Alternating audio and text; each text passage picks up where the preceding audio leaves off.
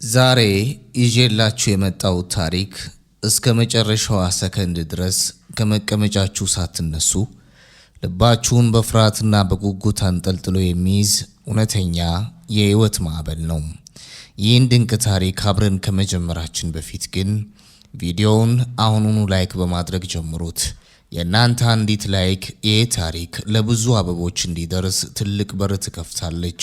አሁን ይህን ቪዲዮ ከየትኛው የዓለማችን ማዕዘን ሆናችሁ ነው እየተከታተላችሁ ያላችሁት? አሜሪካ፣ አውሮፓ፣ እስያ ወይስ እዚሁ ውዱ ሀገራችን ኢትዮጵያ? አሁን ታች ኮመንት ላይ ሀገራችሁን ጻፉልኝ። የሁላችሁንም አስተያየት በፍቅር አነባለሁ። እናም ለዚህ ቻናል አዲስ ከሆናችሁ ይህን መሰል ልብ አንጠልጣይ ታሪኮች እንዳያመልጧችሁ አሁኑኑ ሰብስክራይብ አድርጋችሁ የደወል ምልክቷን ተጫኑ። አሁን የጆሮ ማዳመጫችሁን አስተካክሉ፣ መብራቱን ዝቅ አድርጉ። ቀጥታ ወደ ታሪኩ። በዚያች ምሽት በቢሮ ውስጥ የነበረው ጸጥታ ተራ ጸጥታ አልነበረም። ከማንኛውም ከፍተኛ ጩኸት፣ ከማንኛውም የቁጣ ማዕበል በላይ ሰውን በቁሙ የሚሰብር አየር የሚያጥር ከባድና የሚያስፈራ ጸጥታ ነበር። በክፍሉ መሃል ሁለት ሰዎች ቆመዋል፣ ጄምስ እና ማቲልዳ። ጄምስ አቋሙ እንደ ድንጋይ የጸና ነበር። በዓይኖቹ ውስጥ ቀደም ሲል የነበረው ያ ሁሉ ፍቅር፣ ያ ሁሉ እምነት እና ለዓመታት የገነባው እዝነት ሙሉ በሙሉ ጠፍቷል። በምትኩ የተተካው አንድ ከባድ ነገር ብቻ ነበር፣ ባዶነት። ጄምስ ማቲልዳን አተኩሮ ተመለከታት። እያንዳንዱ የፊቷ መስመር፣ እያንዳንዱ የተዘጋጀ የተቀነባበረ ውሸቷ አሁን በብርሃን ላይ እንደወጣ መስታወት ግልጽ ሆኖ ይታየው ነበር። ድምፁን አላነሳም፣ አልጮኸም። ነገር ግን በዝቅተኛና በበረደ ድምፅ ሲናገር እያንዳንዱ ቃሉ እንደተሳለ ቢላዋ ክፍሉን ሰንጥቆ አለፈም። ጄምስ በደካማና በቆረጠ ድምፅ እኔ ኦርፋን ወላጅ አልባ ነኝ ብለሽ ነግረሽኝ ነበር ማቲልዳ። ማቲልዳ ከንፈሯ ተወዛወዘም። የሆነ ነገር ልትናገር፣ ሌላ ውሸት ልትደረድር አፏን ከፈተች። ነገር ግን የጄምስ አይኖች አቆሟት። ጄምስ በተመሳሳይ አዝጋሚ ድምፅ ስለ እህትሽ የነገርሽኝን ሁሉ አሁን አስበዋለሁ። የገዛ እህትሽን፣ የገዛ ደምሽን ያልተማረች ጓደኛ ብለሽ ለመጥራትና ከአንቺ ህይወት ለማግለል እስከዚህ ድረስ ከጨከንሽ፣ ለቤተሰብ ዋጋ እንደምትሰጪ፣ ለሰው ልጅ እንደምታስብ ያስመስልሽ የተናገርሽ ሁሉ ተውኔት ነበር፣ ውሸት ነበር። እኔ ከእንግዲህ ከዚህ ተውኔት ጋር የለውበትም፣ ተጠናቋል። ጄምስ አንድም ተጨማሪ ቃል አልተናገረም። እንደገናም ዞር ብሎ አልተመለከታትም። በጽናት ተራመደም። የቢሮውን በር ከፍቶ ወጣም። የበሩ መዘጋት ድምፅ በክፍሉ ግድግዳዎች ላይ አስተጋባም። ያ ድምፅ የማቲልዳ የህይወት ምዕራፍ መዘጋት ምልክት ነበር። ማቲልዳ ብቻዋን ቀረች። ጉልበቶቿ ይንቀጠቀጡ ጀመር። ሰውነቷን መሸከም አቃታት። እዚያው ለስላሳው ምንጣፍ ላይ ተከስክሳ ወደቀች።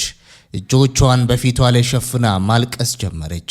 ነገር ግን ያ ለቅሶ የቁጭት ወይም የእውነተኛ የጥፋተኝነት ለቅሶ አልነበረም።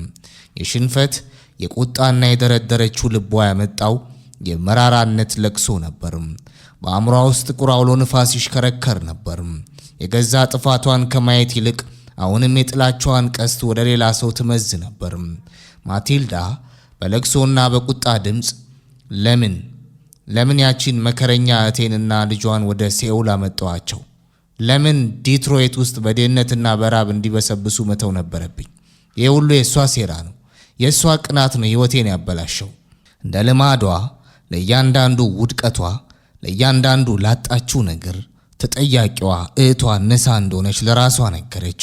ነሳ በቅናቷ፣ ነሳ በሚስጥሯ ሁሉንም ነገር እንዳበላሸችባት አምና ለማመን ሞከረች።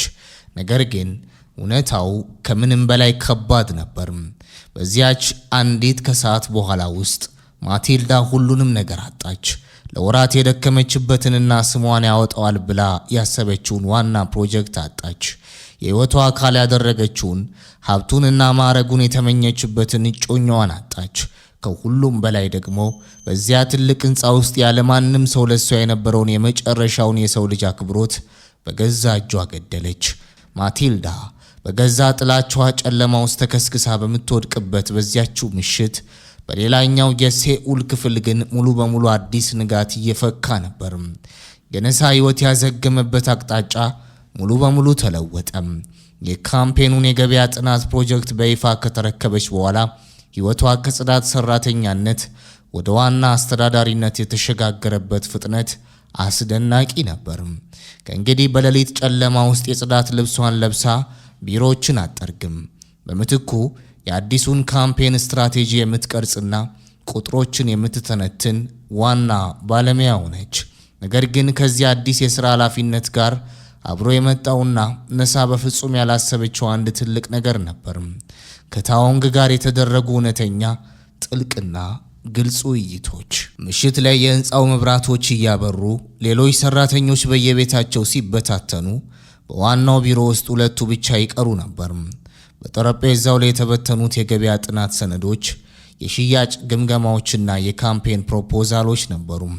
ነገር ግን ቀስ በቀስ እነዚያን ሰነዶች የመመርመሩ አስፈላጊነት እየቀነሰ መጣ። የቁጥሮቹ ጉዳይ አጣዳፊ መሆኑ ቀርቶ አብሮ የመቆየቱ የመነጋገሩ ፍላጎት ብቻ ሁለቱን የሚያቆያቸው ትልቅ ምክንያት ሆነ። ከነዚያ ምሽቶች በአንዱ በክፍሉ ውስጥ ያለው የፒያኖ ዜማ በጸጥታ ሲፈስ ነሳ ውስጧ ተረጋጋ። ለወራት በውስጡ የያዘችውን ለብቻዋ የተሸከመችውን ሙሉ እውነት ልትነግረው ወሰነች። ነሳ ቡናዋን ይዛ ወደ መስኮቱ ተቃረበች። የሴኡል የምሽት መብራቶች በሩቅ ያበሩ ነበር። ቀስ ብላ ዞራ ታኦንግን ተመለከተችው።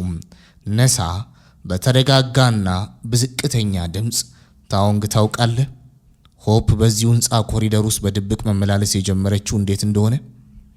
ታኦንግ ስክሪፕቶን አስቀምጦ በጥንቃቄ ተመለከታት። በአይኖቹ ውስጥ የማወቅ ጉጉት ይታይ ነበር። ነሳ ፈገግ አለች። ስለ መቀየሪያ ክፍሉ ሚስጥር፣ ስለ ዩና የማይወለግ ታማኝነትና ይህ ሁሉ ሲሆን ማቲልዳ ሳታውቅ ለሳምንታት ሕፃኗን በድብቅ ደብቀው ስላሳደጉበት አስደናቂ ታሪክ በዝርዝር ነገረችው። ዩና በየቀኑ በበሩ ላይ ቆማ የተዘጋጀው ውሸት አንደበቷ ላይ አድርጋ እንዴት ትጠብቅ እንደነበር ስታስረዳት የሁለቱ ሴቶች ድፍረትና ፍቅር በክፍሉ ውስጥ አስተጋባም። ታኦንግን ሲሰማ አንገቱን ወደ ኋላ መታ አድርጎ በሙሉ ድምፁ ሳቀም። ነሳ እስከዚያች ምሽት ድረስ ከሱ ሰምታው የማታቀው ያለምንም ፍርሃትና ጭንብል ከውስጥ የወጣ እጅግ ደስ የሚል ሳቅ ነበር። ታኦንግ እየሳቀና አምባውን ከዓይኖቹ እየጠረገ እና ይህ ሁሉ ጊዜ አለ ታኦንግ በእኔ ህንፃ ውስጥ ሕፃን ልጅ ይኖራል? እኔ ደግሞ ምንም ሳላውቅ መላለስ ነበር። ነሳ እየሳቀች መኖር የሚባለው ይከብዳል፣ መደበቅ ነው የሚባለው። መደበቅ ቀለሞችና ወረቀቶች ብቻ ዋና መከላከያ መሳሪያዋ ሆነው በእርሶ ኩባንያ ውስጥ ተደብቃ ነበር። ታኦንግ በጣም ውጤታማ መሳሪያዎች ናቸው። ታኦንግ እንደገና ሳቀም። በዚያች ቅጽበት በክፍሉ ውስጥ የነበረው የቀደመው የሀብታምና የጽዳት ሰራተኛ የባለቤትና የሰራተኛ ርቀት ሙሉ በሙሉ ጠፋም። ቀደም ሲል በነበሩት ውጥረቶች ምትክ ክፍሉ በቀጣይ ህይወታቸው ውስጥ አልፎ የማያውቅ ጥልቅ ወዳጅነትና የሞቀ ስሜት ተሞላም። ካምፔኑ በይፋ ከተጀመረ 3 ሳምንታት በኋላ ውጤቱ የሁሉንም ሰው አፍ የሚያዘጋ ነበር። በመጀመሪያው ሩብ ዓመት መጨረሻ ላይ የአዲሱ የመኪና ሞዴል ሽያጭ ባለፈው ዓመት ከተመዘገበው በ10 እጥፍ ጨመረ። ይህም ኩባንያው ከተመሰረተበት ጊዜ ጀምሮ በአንድ ላውንች ያስመዘገበው እጅግ ከፍተኛውና ጠንካራው ቁጥር ሆነ። ቀደም ሲል በነሳ የመጀመሪያ የፕሮፖዛል ማቅረቢያ ፒች ላይ አፍጠው ንቀውና ተጠራጥረው የተቀመጡት ባለሀብቶችና ሸሪኮች አሁን ለእሷ የምስጋናና የእንኳን ደስ አለሽ ኢሜሎችን ለማቅረብ ይሰለፉ ነበር። ነሳ የራሷን ጥረት የራሷን እውነተኛ ልፋት ውጤት አየች። ከጽዳት ልብስ ወደ ስኬት ማማ ያደረገችው ጉዞ እውን ሆነ። የካምፔኑ የስኬት ዜና በጠቅላላው ህንፃ ውስጥ አስተጋባም። በቢሮቹ መስኮት በኩል የሚታየው የምሽቷ ሴኡል በሺዎች የሚቆጠሩ የመብራት ብርሃናት አምራ ትታያለች። ነሳ የመጨረሻውን የሪፖርት ገጽ ዘግታ ከመቀመጫዋ ተነሳች። በዚያች ምሽት በካርድ አካውንቷ ውስጥ የገባው ቁጥር ተራ ደሞዝ አልነበረም። በህይወቷ በላቧ አግኝታው የማታውቀው ልፋቷና ችሎታዋ እውቅና ያገኘበት የመጀመሪያው ትልቅ ክፍያዋ ነበር። ነሳ ፖስታውን በጽኑ እጇ ጨብጣ ያዘችው። ቀጥታ ያመራችው ወደ ዋናው የድርጅቱ ቢሮዎች አልነበረም። የህንፃውን መብራቶች አልፋ ወደ ታችኛው ክፍል የጽዳት ሰራተኞች ልብሳቸውን ወደሚቀያየሩበት ጨለምለም ወዳለው ክፍል አመራች። በሩን ገፍትራ ስትከፍት ዩና ብቻዋን ቆማ ነበር። ዩና አሁንም ያንን የማይመች አሮጌ የጽዳት ልብስ እንደለበሰች ነው። የዛሉ እጆቿ ሳሙና በጠገበው ጨርቅ የታጠፉትን የጽዳት ልብሶች በማጠፍ ላይ ነበሩ። የነሳን የእግር ኮረብታ ስትሰማ ቀና ብላ ተመለከተች። በአይኖቿ ውስጥ ድካምና ትንሽ ግራ መጋባት ይታይ ነበር። ነሳ ያለምንም መግቢያ 3 እርምጃ ወደፊት ተራመደች። ነሳ በተረጋጋ ነገር ግን በቁርጠኝነት በተሞላ ድምፅ የትምህርት ቤት ክፍያሽን ሙሉ በሙሉ መክፈል ፈልጋለሁ ዩና። ዩና በእጇ የያዘችውን ጨርቅ አጥብቃ ጨመቀችው። አፏን ከፈተች፣ ነገር ግን ምንም ቃል አታወጣም። ነሳ ወደ ዩና እየተቃረበች ትምህርትሽን አልጨረሽም፣ የነበረሽን አቅም የነበረሽን ህልም አውቃለሁ። ህይወትሽን ሙሉ ጨለማ ቢሮችን ከመጥረግና የሌሎችን ቆሻሻ ከመሰብሰብ በላይ ይገባሻል። ላደረግሽልኝ ታማኝነት ለሆፕ መከላከያ ሆኖ ለመቆምሽ ዋጋ የሚሆን ክፍያ የለም። ነገር ግን ይህ የመጀመሪያ እርምጃችን ነው። የዩና አይኖች በእንባ ተሞሉ። እንባዎቿ ጉንጮቿ ላይ ወርደው በጽዳት ልብሷ ላይ ተንጠባጠቡ። ለዓመታት በሲኦል ብቸኝነት በድህነትና በሰው ንቀት ውስጥ በዝምታ ተውጣ የኖረችው ዩና በዚያች ቅጽበት እጆቿ ተንቀጠቀጡ። እጇን ዘርግታ የነሳን እጅ አጥብቃ ያዘች። ዩና በተሰበረ በእንባ በተናነቀ ድምፅ አመሰግናለሁ አለች። ያለምንም የኮሪያ ቃል ለመጀመሪያ ጊዜ ፍጹም በሆነ እንግሊዘኛ የተናገረችው ያቺ አንዲት ቃል በክፍል ውስጥ ከማንኛውም ረጅም ንግግር በላይ ከብዳ አስተጋባች። ሁለቱ ሴቶች እርስ በርስ ተቃቀፉ። በእነዚያ በሚቀጥሉት ሳምንታት ውስጥ ግን በህንፃ ውስጥ ሌላ ያልተጠበቀ ግንኙነት እየጎለበተ መጣ። ዩናና ጄምስ ካቀዱትና ካሰቡት በላይ በተደጋጋሚ መገናኘት ጀመሩ። ከማቲልዳ ጋር ያለው እጮኝነት ካበቃና ማቲልዳ የሰራችው ውሸት ከተጋለጠ በኋላ ጄምስ በየምሽቱ የጽዳት ሰራተኞች በሚመገቡበት ካፌ አካባቢ ዩናን እየፈለገ እየመጣ ነበር። ሁለቱም ስለ ማቲልዳ እንደገና ምንም አላነሱም። ስሟን ማንሳት እንኳን ያንን የቆሸሸ ትዝታ እንደገና መቀስቀስ እንደሆነ ተረድተዋል። ማቲልዳ ይህ ሁሉ ሲሆን በራሷ ጥፋትና ኩራት ከገነባችው ትልቅ ርቀት ሆና ትመለከት ነበር። አሁን በዚያ ትልቅ ህንፃ ውስጥ ሙሉ በሙሉ ብቻዋን ነች። ወደ እሷ ለመቅረብ ሰላም ለማለት ወይም ከእሷ ጋር ለመስራት የሚፈልግ አንድም ሰው አልነበረም። አንድ ምሽት ማቲልዳ በቢሮዋ የመስታወት ግድግዳ በኩል ወደ ታች ስትመለከት ዩናንና ጄምስን አየቻቸው። በአንድነት ቆመው በደስታ ይነጋገሩ ነበር። ማቲልዳ ያንን ስታይ በአይኖቿ ውስጥ ከባድ ቁጭት ተቀጣጠለ። የእሷና የጄምስ ህይወት ውስጥ በፍጹም ኖሮ የማያውቀውን ያንን ቀላል እውነተኛና ቅንነት የተሞላበት ስሜት አየች። የወደዳት ሙሉ ህይወቱን ሊሰጣት የተዘጋጀው ብቸኛው ሰው ከቢሮዋ ወጥቶ ወደ ኋላ ሳይመለከት ሄዷል። ትኩሳቱ ማክሰኞ ምሽት ነበር የጀመረው። ነሳ ቀኑን ሙሉ የነበራትን የቢሮ ስራ አጠናቃ ሆፕን ከህፃናት ማቆያ ቦታ ስትወስዳት ህፃኗ ሙሉ በሙሉ ተላወጣ ነበር። ኩርምት ብላ ሰውነቷ በትኩሳት ተቃጥሎ የመተንፈስ እጥረት እያጋጠማት ነበር። ነሳ በድንጋጤ እጆቿ እየተንቀጠቀጡ ሆፕን ወደ ቤቷ አቀፈችው። ህፃኗ በከባድ ሙቀት ውስጥ ሆና በደካማ ድምፅ ታስል ነበር። ነሳ ምን ማድረግ እንዳለባት ግራ ተጋባች። እጆቿ እየተንቀጠቀጡ ስልኳን አውጥታ የታዎንግን ቁጥር ነካች። ታዎንግ በስልኩ በኩል የነሳን የተጨነቀ ድምፅ በሰማ በ15 ደቂቃዎች ውስጥ በሩ ላይ ደረሰ። በሩን በኃይል ገፍትሮ ሲከፍት በክፍሉ ውስጥ ያለው አየር ከባድ ነበር። ሆፕ በሶፋው ላይ ተስፋ ቆርጣ ትንፋሽ እያጠራት ተኝታለች። ታዎንግ ወደ እሷ እርምጃ ሲወስድ በደረቱ ውስጥ ያለው ነገር በአንድ ጊዜ ተቆለፈ። ለአንድ ሴኮንድ ያህል በፊቱ ያለው የሆፕ ፊት አልነበረም። ከብዙ ዓመታት በፊት በሕክምና ቦታ ውስጥ በከባድ በሽታ ሕይወቷ ያለፈችው የ3 ዓመቷ ታናሽ እህቱ የሲዮላ ፊት ነበር የታየው። ያ የቆየ የተቀበረና ያላገገመው የልጅነት ትዝታው በደቂቃ ውስጥ ወደ ህሊናው ተመለሰም። በታዎንግ ውስጥ ከባድ ፍርሃትና ሽብር ተሰማው። አእምሮ ውስጡን ይሞግተው ጀመር። አሁንም ልወጣ እችላለሁ ብሎ አሰበም። ወደ መኪናዬ መመለስ እችላለሁ። ወደ ተረጋጋው ወደ ማይጎዳውና ሰዎችን ወደ ማላስገባበት ባዶ ህይወቴ መመለስ እችላለሁ። እንደገና ከባድ ህመም ማስተናገድ አልፈልግም። ታኦንግ ዞር ብሎ ሊወጣ ሲል ሆፕ በደካማ ሁኔታ አይኖቿን ከፈተች። እዚያ በሩ ላይ ቆሞ አገኘችው። ከባድ ትኩሳት እያቃጠላት ትንሾቹን እጆቿን ዘርግታ ወደሱ ጠራችው። ታኦንግ በዚያች ቅጽበት የገነባው የብረት ግንብ ሙሉ በሙሉ ተናደም። ታኦንግ 3 እርምጃዎችን በጽናት ተራምዶ ሕፃኗን በአንቀልባ አነሳት። በግል ክሊኒክ ውስጥ 4 ከባድ ሰዓታትን አሳለፉ። ዶክተሮቹ የሕፃኗን ትኩሳት ለመቀነስ ሲረባረቡ ታኦንግ አላረፈም። ነሳ ከሕፃኗ አጠገብ ተቀምጣ እጇን ስትይዝ ታኦንግ ከመስኮቷ አጠገብ ቆሞ በጨለማው ላይ ያይ ነበር። ከሌሊቱ 8 ሰዓት ገደማ የሆፕ ትኩሳት ወርዶ የመተንፈስ ሁኔታዋ ሲረጋጋ ሕፃኗ እንቅልፍ ወሰዳት። ነሳ ቀስ ብላ ተነስታ ወደ ታኦንግ ተቃረበች። ነሳ በዝቅተኛና በተረበሸ ድምፅ ቅድም መጣህ እንጂ መምጣት የፈለክ አልመሰለኝም ነበር ታኦንግ። ታኦንግ ወደ ነሳ አልዞረም። በሩቅ ወደሚታየው የሴውል ጨለማ እያየ በዝምታ ቆየ። ታኦንግ በተሰበሰበ ድምፅ አልፈለኩም ነበር ነሳ። ታዲያ ለምን መጣ? ታኦንግ ቀስ ብሎ ዞረ። በዓይኖቹ ውስጥ ለዓመታት ደብቆ የኖረው ስቃይና እውነተኛ ስሜቱ ይታይ ነበር። ታኦንግ ምክንያቱም አማራጩ ከዚህ የበለጠ የከፋ ስለነበር ካንቺና ከሆፕ አርቆ ሰላም ባለው ባዶ ሕይወት ውስጥ መኖር ከዚህ የበለጠ ዋጋ ያስከፍላል። ነሳ ይህንን ስትሰማ እጆቿ ተንቀጠቀጡ። እጇን ዘርግታ የሱን እጅ አጥብቃ ያዘችው። ታኦንግ እጇን አልለቀቀም።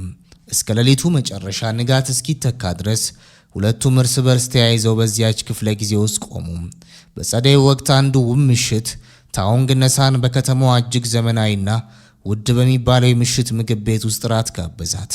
በጠረጴዛው ዙሪያ ያለው አየር በነፃነትና በፍቅር የተሞላ ነበር። ከወራት ጭንቅ፣ መደበቅና ሕመም በኋላ ሁለቱም በግልጽና በደስታ ይነጋገሩ ነበር። የምግብ ክፍለ ጊዜው ማጠናቀቂያ ላይ ሲደርስ ታኦንግ ውይይቱን ገታ አደረገ። የጃኬቱን ኪስ ስቦ አንዲት ትንሽና የከበረች ሳጥን አውጥቶ በጠረጴዛው ማዕከል ላይ ያስቀመጣት። ታኦንግ የነሳን እጆች አጥብቆ ያዛቸው። በዓይኖቹ ውስጥ ቀደም ሲል ይኖር የነበረው ያ ሁሉ ፍርሃትና ጥርጣሬ ተወግዶ ፍጹም የሆነ ቁርጠኝነት ይታይ ነበር። ታኦንግ በተረጋጋና ጥልቅ ድምፅ ሕይወቴን ሙሉ ሰዎችን አርቄ ያሳልፌያለሁ። ነሳ ሰዎችን ማቅረብ ሕመም ያመጣል ብዬ ፈራ ነበር። አሁን ግን ያንን መፍራት ጨርሼ አቁሜያለሁ። አንቺን እፈልጋለሁ፣ ሆፕን እፈልጋለሁ። ከእናንተ ጋር ሙሉ ሕይወቴን መገንባት እፈልጋለሁ። ነሳ ሳጥኑ ሳይከፈት በዓይኖቿ እምባ እየተሞላ ፈገግ አለች። ነሳ በደስታ በተሞላ ድምፅ ሃው ታንግ። ወሬው በሴውል የኮርፖሬት እና የመገናኛ ብዙሃን ዓለም ውስጥ እንዳውሎ ንፋስ ተሰራጨም። የአገሪቱ ትልቁ ኩባንያ ወጣትና ሀብታም ሲኢኦ የቀድሞ የጽዳት ሰራተኛና የገበያ ጥናት ባለሙያ ከሆነችው አፍሪካዊት ጋር መታጨቱ በመላው አገሪቱ መነጋገሪያ ሆነ። ጋዜጠኞች፣ የቴሌቪዥን ጣቢያዎችና የማህበራዊ ሚዲያ ገጾች የነሳን ቀድሞ የጽዳት ልብስና የአሁኑን የስኬት ምስሎች ጎን ለጎን እያወጡ ዘገቡት። አንድ ምሽት ነሳ በቲቪ ላይ ራሷን ፎቶና ስለሷ የሚወሩትን ወሬዎች ስታይ ትንሽ ስጋት ተሰማት። ታኦንግ ከጎኗ ተቀመጠ። እጇን ያዛት። ታኦንግ በጽናት ስለኔና ስለኛ የሚፈልጉትን ይጻፉ፣ ያ የነሱ ጉዳይ ነው። አንቺንና ሆፕን ከእንግዲህ ከማንም አልደብቅም። ሕይወቴ ሙሉ በሙሉ የናንተ ነው። ነሳና ታኦንግ እውነተኛውን ደስታ አገኙ። የነሳ የጽናትና የድል መንገድ ሙሉ በሙሉ ያበራ መሰለ። ነገር ግን ይህ ታላቅ ስኬትና ይፋዊ እውቅና በሌላ የዓለም ክፍል ለተጋረጠው አዲስ ጨለማ መንገድ እየከፈተ እንደሆነ ማንም አላወቀም ነበርም። የነሳና የታኦንግ የደስታና የጋብቻ ዜና በሴውል ወሰን ብቻ ተወስኖ አልቀረም። በዓለም አቀፍ ደረጃ ትኩረት የሳበው ይህ ታሪክ በአሜሪካ የሚገኝ አንድ ትልቅ የመዝናኛ ገጽ የታሪኩን አስደናቂነት በማየት በገጹ ላይ አወጣው። የነሳን የድሮ የጽዳት ሰራተኛነት ፎቶና የአሁኑን ውብና የከበረ ምስሏን ጎን ለጎን አያይዘው አቀረቡት። በዲትሮይት ውስጥ ከነሳ ጋር በድህነት ዘመኗ ትሰራ የነበረች አንዲት ሴት ዜናውን አየች። በደስታና በድንጋጤ ተሞልታ ፎቶውን ወደ ድሮ የጓደኛሞች የሜሴጅ ግሩፕ ቻት ላከችው። ከዚያም ያ ፎቶ ከሰው ወደ ሰው ከስልክ ወደ ስልክ እየተላለፈ ይጓዝ ጀመር። በሌላ ክፍለ ሀገር ከአንድ የቆሸሸና አሮጌ መጠጥ ቤት በላይ ባለው ጨለማ ክፍል ውስጥ ፎቶ ወደ አንድ ስልክ ደረሰ። የስልኩ ባለቤት ጆሴፍ ነበር። ጆሴፍ ስልኩን አበራ። በስክሪኑ ላይ ያየውን ማመን አቃተው። ነሳ እጅግ ውድና የከበረ ልብስ ለብሳ ከአንድ ሀብታም ሰውና አድጋ ይበልጥ ውብ ከሆናት ልጁ ከሆፕ ጋር በደስታ ቆማ አያት። ጆሴፍ በአልጋው ጫፍ ላይ ለረጅም ጊዜ ተቀመጠ። በፊቱ ሌላ ዓመታት ተኝቶ የነበረው ተስፋ የመቁረጥና የጥላቻ ጨለማ ስሜት እንደገና በዝግታ መንቃት ጀመረ። ጆሴፍ በተናደደና በቆሰለ ድምፅ እዚያ ደስ ብሎሽ እየኖርሽ ነው፣ ልጄን ይዘሽ በሀብትና በክብር ውስጥ፣ እኔ ግን እዚህ ቆሻሻ ውስጥ በሰብሳለሁ። ጆሴፍ በቁጣና በቅናት ስሜት ተዋጠ። በነሳ ሕይወት ላይ እንደገና ጥላውን ለመጣል የጠፋችበትን አድራሻ ፈልጎ ወደ ሲኦል የሚያደርገውን ጉዞ ማቀድ ጀመረ። ነገር ግን ነሳ አሁን የድሮዋን ምስኪንና ተስፋ የቆረጠች ሴት አልነበረችም። በዙሪያዋ እውነተኛ ፍቅር ያለው ሕይወቱን ሊሰጣት የተዘጋጀ ታኦንግ አለ። ታማኝ ጓደኛዋ ዩና አለች። ከሁሉም በላይ ደግሞ በራሷ ጥራት ያገኘችው የውስጥ ጥንካሬና እምነት አላት። የቀደመው ጥላ ምንም ያህል ቢነቃ፣ ምንም ያህል አዲስ ማዕበል ቢያንዣብብ፣ ነሳ የገነባችው አዲስ ሕይወት የደረሰችበትን ማዕረግና የልጇን ደስታ አልፎ የሚወስድ ምንም አይነት ኃይል አይኖርም። ከጽዳት ወለል ተነስታ የሰራችው የጽናት ታሪክ ለዘላለም የተተከለ ጽኑ መሰረት ሆኖ ይኖራል። ታሪኩ ተጠናቀቀም።